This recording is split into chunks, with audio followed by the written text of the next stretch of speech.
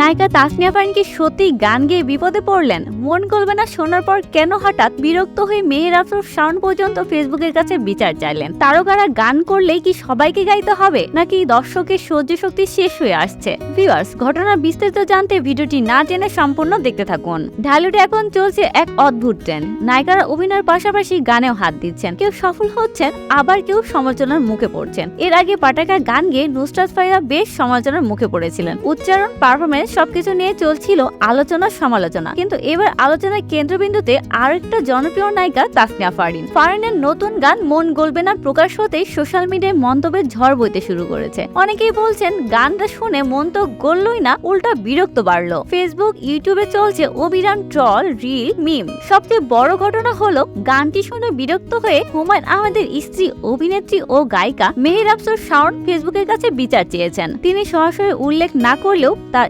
স্ট্যাটাসে ইঙ্গিত করেছেন, হে জোকারবার্গ মহোদয়, আপনি আমাকে জ্বলবে না গলবে না অত্যাচার থেকে মুক্তি দেন, আল্লাহর দোহাই লাগে। এতেই নতুন করে আগুন জ্বলে ওঠে সমালোচনার। অনেকেই বলছেন সবাই গান ধরলে সঙ্গীতের 12টা বেজে যাবে। ফারিন দারুণ অভিনেত্রী, কিন্তু গানটা মানায়নি।